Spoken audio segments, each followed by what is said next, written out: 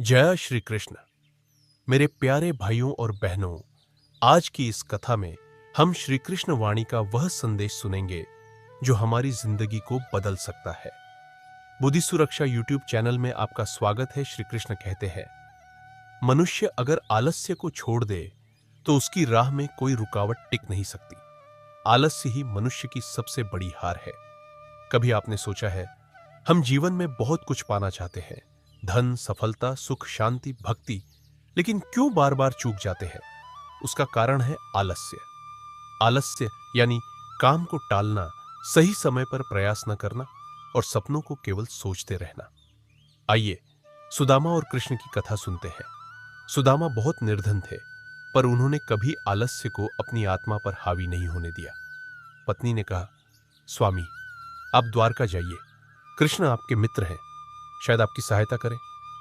सुदामा थके हारे साधारण वस्त्र पहनकर चावल की पोटली हाथ में लेकर चल पड़े।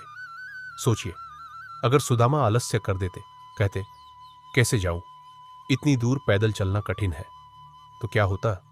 उनका जीवन उसी निर्धनता में बीत जाता।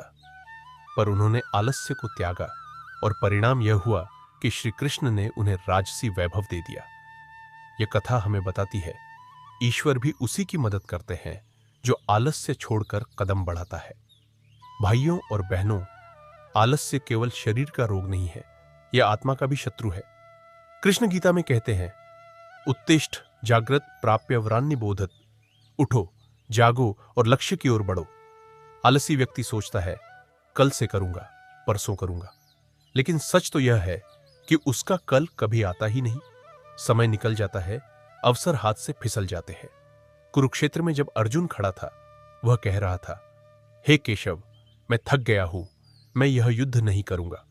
यह भी एक प्रकार का आलस्य था, कर्तव्य से भागना। तब श्री कृष्ण ने दृढ़ स्वर में कहा, अर्जुन, आलस्य तुझे पीछे धकेल देगा, उठ, खड़ा हो, धर्म के लिए लड़ा जा। और जब अर्जुन ने आलस्य छोड़ा, तभी गीता का दिव्य उपदेश उसे मिला। मेरे साथ बोलिए, हे माधव, मुझसे आलस्य दूर करो। हे गोविंद, मुझे कर्मशील बनाओ। हे कान्हा, मेरी हर सांस में प्रयास की शक्ति भरो। एक बार एक किसान के पास उपजाऊ खेत था, लेकिन आलस्य के कारण उसने खेत की देखभाल नहीं की। नतीजा यह हुआ कि खेत में खरपतवार उग आए और उसकी फसल बर्बाद हो गई। दूसरी ओर पड़ोसी किसान ने रोज थोड़ा थोड़ा श्रम किया और भरपूर अनाज पाया। कृष्णवाणी यही कहती है, आलस्य छोड़ो तो धरती भी सोना उगलेगी। अब अपने दिल पर हाथ रखिए और सोचिए, मेरे जीवन का कौन सा कार्य है जिसे मैं केवल आलस्य के कारण टालता रहा हूं? चाहे पढ़ाई हो, व्यापार हो, साधना हो या परिवार का दायित्व। आज संकल्प लीजिए कि श्री कृष्ण की वाणी सुनकर अब मैं आलस्य को अपने जीवन से विदा कर दूंगा। श्री कृष्ण गीता में कहते हैं, क्रोधात् भवति सम्मोह, सम्मोहात् स्मृति विभ्रम, स्मृति भ्रंशात् बुद्धिनाशो, बुद्धिनाशात् प्रणश्यति। अर्थात क्रोध से मोह उत्पन्न होता है, मोह से स्मृति जाती रहती है, स्मृति नष्ट होने पर बुद्धि नष्ट हो जाती है और बुद्धि नष्ट होने पर मनुष्य का सर्वनाश हो जाता है। सोचिए, क्या यह सत्य नहीं है? जब हम क्रोध में होते हैं तो हम अपने सबसे प्रिय को भी कठोर वचन कह देते हैं। जब ईर्ष्या में जलते हैं तो किसी का सुख भी हमें दुख देने लगता है। यही आदतें हमें जीवन की ऊंचाइयों से गिरा देती है। एक बार दुर्वासा ऋषि अपने क्रोध के लिए प्रसिद्ध अम्बरीश महाराज के दरबार में आए। अम्बरीश ने व्रत रखा था और समय पूरा होते ही नियम था कि उन्हें जल ग्रहण करना होगा। जैसे ही उन्होंने जल लिया, दुर्वासा क्रोधित हो गए। उन्होंने सोचा, यह राजा मेरा अपमान कर रहा है। तुरंत उन्होंने अपने क्रोध से अग्निपुंज उत्पन्न कर दिया, लेकिन उस अग्नि को भगवान विष्णु के सुदर्शन चक्र ने रोक लिया। दुर्वासा ऋषि भागे भागे हर लोक में गए। अंत में विष्णु के पास पहुंचे। विष्णु ने कहा, हे मुनि, मैं तो अपने भक्त के प्रेम में बंधा हूं। जब तक तुम अम्बरीश से क्षमा नहीं मांगोगे, तब तक तुम्हारा क्रोध शांत नहीं होगा। सोचिए, एक ऋषि का क्रोध भी उसे बचा न सका। अंततः दुर्वासा ने अम्बरीश के चरणों में गिरकर क्षमा मांगी।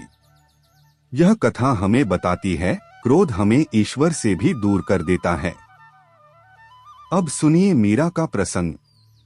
राजमहल में सब लोग मीरा से ईर्ष्या करते थे। सोचते थे यह कन्या दिन रात बस कृष्ण कृष्ण क्यों करती है, इसका प्रेम इतना गहरा क्यों है। उनकी ईर्ष्या ने उन्हें विष का प्याला देने तक मजबूर किया, पर मीरा ने वह प्याला प्रेम से पी लिया और विष अमृत बन गया। यह प्रसंग हमें बताता है, ईर्ष्या करने वाला स्वयं जलता है, पर प्रेम और भक्ति में डूबा हुआ व्यक्ति कभी नहीं जलता। भाइयों और बहनों, क्रोध और ईर्ष्या का बीज हमारे भीतर है। जब यह अंकुरित होता है तो सुख शांति नष्ट हो जाती है। क्रोध घर में हो तो परिवार टूट जाता है। ईर्ष्या मित्रों में हो तो दोस्ती टूट जाती है। और यदि यह दोनों हृदय में हो तो भक्ति का मार्ग ही बंद हो जाता है। इसलिए श्री कृष्ण कहते हैं, जहां क्रोध है वहां मैं नहीं हूं, जहां ईर्ष्या है वहां मेरी बांसुरी की ध्वनि सुनाई नहीं देती। दो साधु एक ही गांव में प्रवचन करने गए। एक साधु ने देखा कि दूसरे साधु के पास लोग अधिक जा रहे हैं। उसके मन में ईर्ष्या आ गई। उसने सोचा, ये क्यों चमक रहा है और मैं क्यों नहीं। धीरे धीरे उसका मन कड़वा होता गया। वह साधु जो प्रेम से प्रवचन करता था, उसकी ईर्ष्या ने उसके चेहरे से ही शांति छीन ली। लोग उससे दूर हो गए। याद रखिए, ईर्ष्या का अर्थ है दूसरों की रोशनी देखकर अपने दीपक को बुझा देना, जबकि बुद्धिमान व्यक्ति यही सोचता है, अगर सामने वाले का दीपक जल रहा है तो क्यों न मैं भी अपना दीपक जलाऊं। अब अपने भीतर झांकिए, किस पर आपको क्रोध आता है, किससे आपको ईर्ष्या होती है। आज उसी पल संकल्प लीजिए, हे माधव मेरे भीतर का क्रोध जला दो, हे गोविंद मेरी ईर्ष्या को भस्म कर दो, हे श्याम सुंदर मुझे प्रेम और करुणा से भर दो। अब हम सब मिलकर एक शांति मंत्र गाएं। शांतिः शांतिः शांतिः। प्यारे श्रोताओं, आज हमने सीखा कि क्रोध और ईर्ष्या केवल हमें खोखला करती हैं। अगर इन्हें छोड़ दें तो जीवन में प्रेम, भक्ति